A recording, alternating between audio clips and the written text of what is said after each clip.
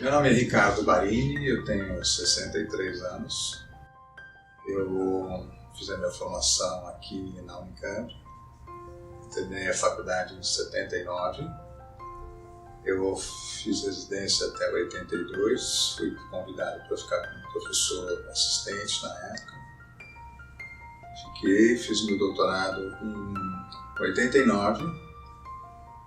Em 91 eu fiz um ano de uma formação de um pós-doutorado nos Estados Unidos na área de imunologia.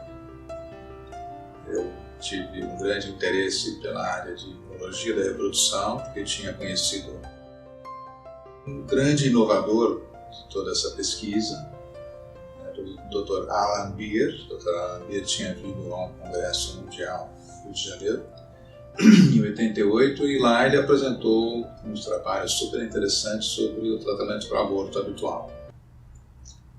Era um assunto que me interessava porque eu tinha passado pessoalmente por uma questão de uma morte fetal, a primeira gravidez da minha mulher, com 5 meses, e nós procuramos de todas as maneiras possíveis e existentes até então o que havia na medicina. Nós não encontramos nenhuma resposta. E em busca desse interesse pessoal, e acabei me envolvendo profissionalmente com isso, percebi que existia uma falha enorme nessa área, que era um descaso com a mulher que perdia o bebê, que aquilo era considerado da natureza, era considerado algo que tinha que ser aceito, que ela tinha que tentar de novo e ponto final. Eu não me conformava com isso, até hoje não me conformo, né? Eu acho que se uma gravidez é perdida, tem alguma justificativa. E a gente tem que buscar, com todos os meios possíveis, entender o que houve e, pelo menos, criar condições para que a paciente engravide novamente, protegida de qualquer evento possível que possa interferir negativamente na gravidez. Em 93, depois de feito esse doutorado, nós começamos dentro da Unicamp um programa de tratamento, diagnóstico e tratamento de aborto habitual, com enfoque na parte da imunologia. E esse trabalho todo foi iniciado na década de 80 pelo Dr. Beer, fruto de pesquisas que ele desenvolveu junto cara que foi quase prêmio Nobel da imunologia, né? E a ideia era de que havia uma boa parte dos abortos recorrentes que aconteciam porque os casais tinham um excesso de compatibilidade. Eles eram muito parecidos entre si, imunológica e geneticamente. E isso criava uma dificuldade para que a mulher percebesse que o que estava dentro dela era uma gravidez e iniciasse um processo de adaptação, como que autorizando o bebê a ficar dentro dela. O marcador que existia naquele período para se identificar se a mulher tinha ou não essa adaptação imunológica era um exame chamado prova cruzada, em inglês chama-se cross-match. E nessa prova cruzada, a mulher deveria produzir anticorpos que reconhecessem as características genéticas do seu marido. A mulher, a partir da gravidez, deveria iniciar a produção destes anticorpos, que seriam os marcadores do processo de adaptação. E nós considerávamos que aquelas mulheres que já tinham engravidado 2, 3 vezes e não tinham iniciado esse processo, estariam tendo essa dificuldade de iniciar o processo para se adaptar à gravidez. E a ideia, então, era estimular imunologicamente, com as próprias células, os leucócitos do seu marido, linfócitos também, para que os linfócitos, trazendo essas informações que estariam presentes no seu filho, pudessem, então, ajudá-la no processo de produção desses tais anticorpos, e aí então ela conseguiria engravidar e levar a gestação até o fim. Esse trabalho então ligado à chamada vacina do marido teve início na década de 80. Em 1984 saiu a primeira publicação comprovando a eficácia desse tratamento. E ele passou a ser, então, um tratamento padrão para abortamento habitual. Isso foi estimulado enormemente nos Estados Unidos, na Europa, alguns países também iniciaram o processo, na Ásia, especialmente o Japão, teve bastante incentivo nisso. E aqui no Brasil nós iniciamos, então, na década de 90. E em 1999, no final de 99 para o começo do ano 2000, houve uma publicação de um grupo americano contestando a validade do trabalho. E essa contestação fez com que, dali 2 anos, o FDA argumentasse com os grupos que estavam fazendo o tratamento que, se eles quisessem manter o tratamento, eles deveriam promover novas pesquisas para refutar o trabalho que tinha dito que não funcionava. Naquela época, o meu chefe americano, que era o Dr. Beer, ele achava que não havia sentido se fazer esse tipo de trabalho novamente, porque para ele já estava demonstrado que eficácia. Ele não concordou com isso e quis argumentar com o FDA que não ia fazer. E o FDA bateu o pé e falou que tinha que fazer, e por isso foi proibido nos Estados Unidos. Então, em 2001, mais ou menos, se não me engano, foi que lá suspenderam o uso da vacina. Ainda em outros lugares não houve uma proibição formal e muita gente continuou fazendo fora dos Estados Unidos. Na época, o Dr. Beer, inclusive, tinha um grupo com quem ele trabalhava na Inglaterra. Ele viajava uma vez a cada 6 semanas para a Inglaterra e fazia atendimentos lá. Montou também uma clínica na Califórnia e atendia uma série de pacientes na Califórnia, e tinha um apoio de um grupo no México para onde os pacientes iam fazer o tratamento, porque não era proibido nos Estados Unidos. E se manteve durante um bom tempo, até que em 2006 ele acabou tendo um infarto e faleceu. Então todo o trabalho dentro dos Estados Unidos parou. Nós mantivemos o tratamento contínuo aqui durante um bom tempo, e até que 2011, por 2010, 2011, nós entramos com um pedido de autorização para poder mantê-lo como uma pesquisa, uma vez que havia esse questionamento se o tratamento era válido ou não.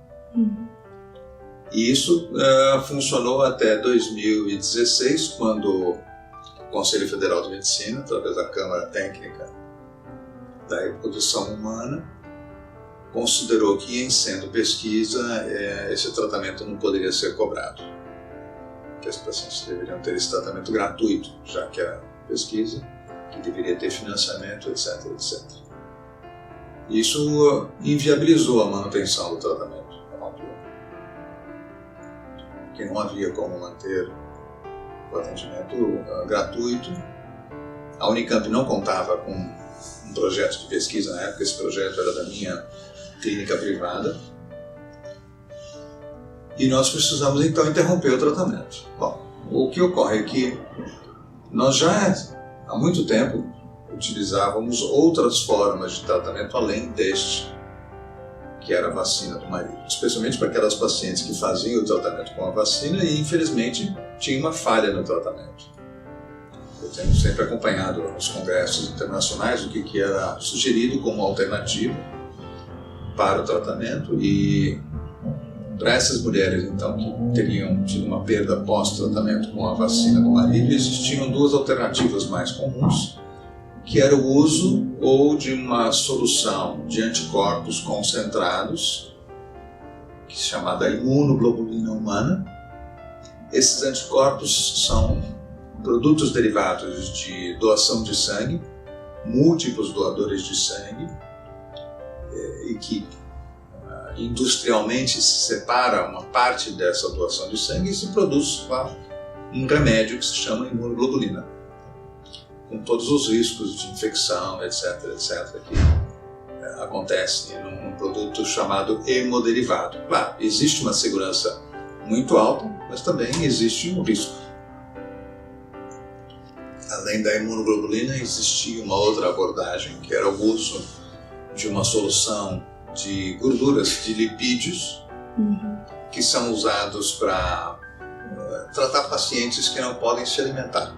É uma substância que é um complemento alimentar de uso hospitalar, né, que é usado por via venosa, chamada intralípide ou intralipídio.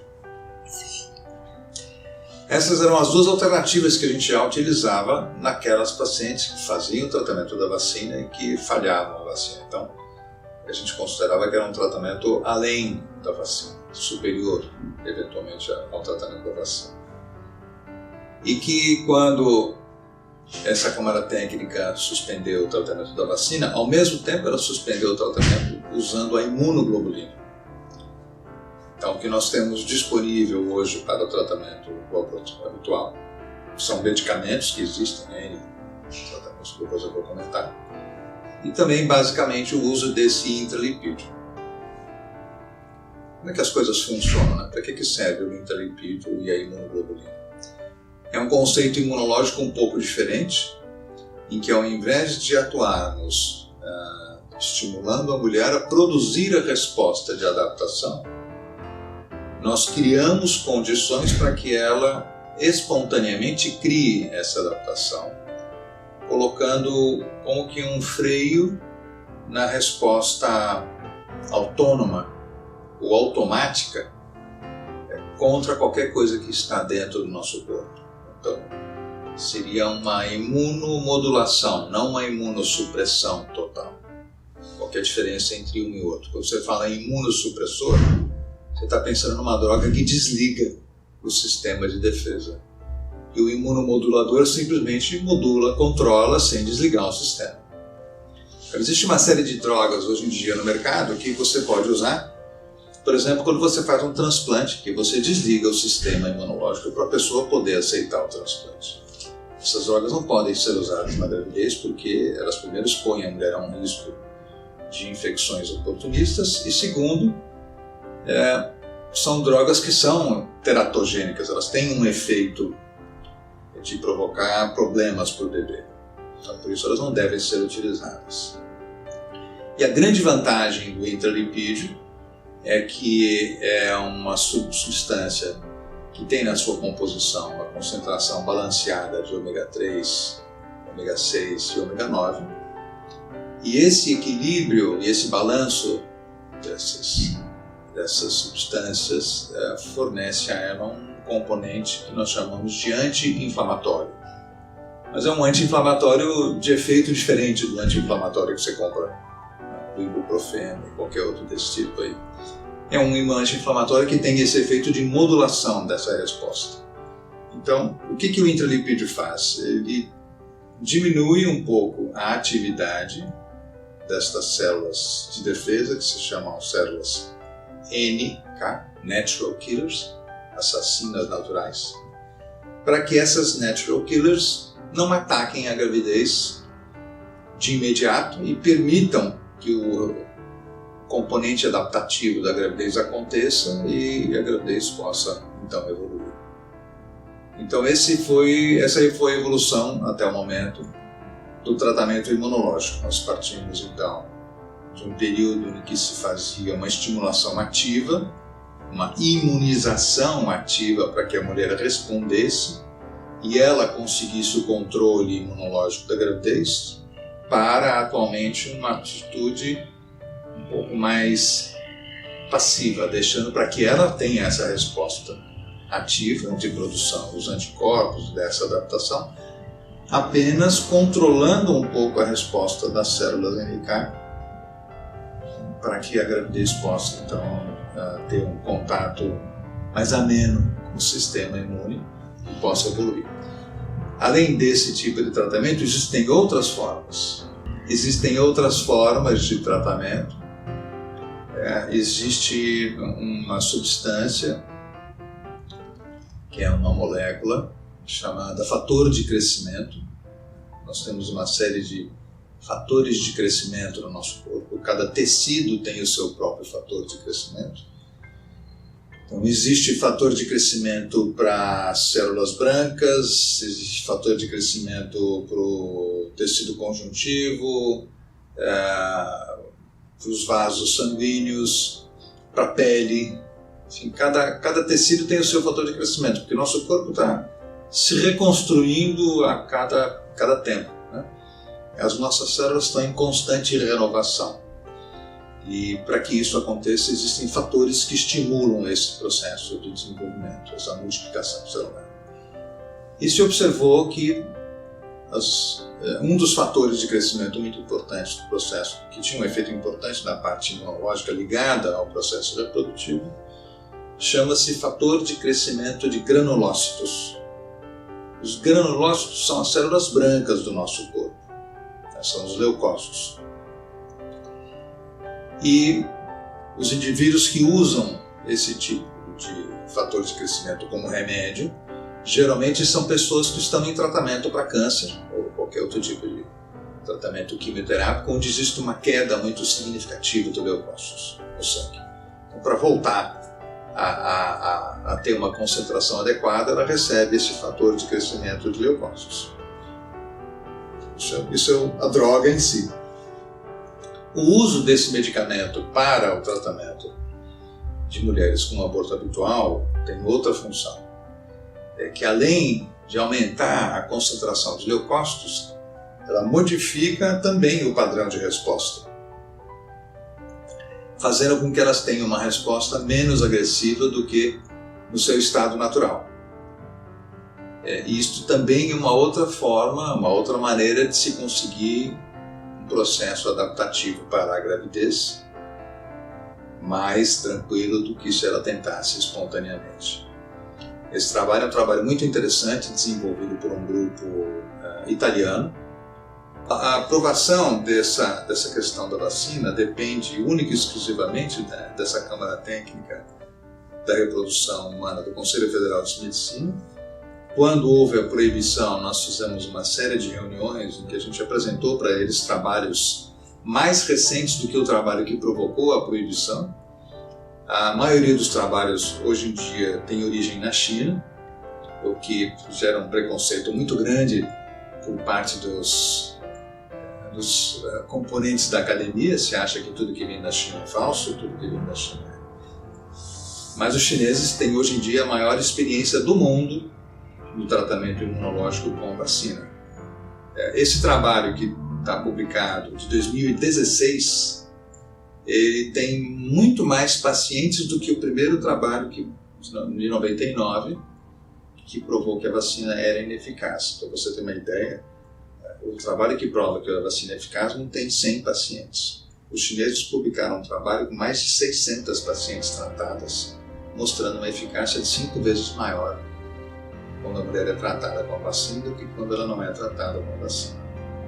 Então é absurdo que ainda a comunidade fique presa àquilo que só os americanos fazem.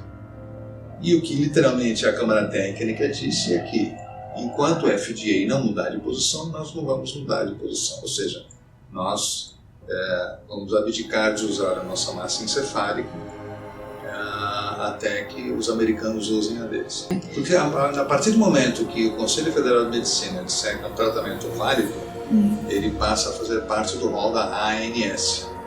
E aí sim, deveria o Sistema Único de Saúde também prover o tratamento. Isso vai ter um impacto econômico importante.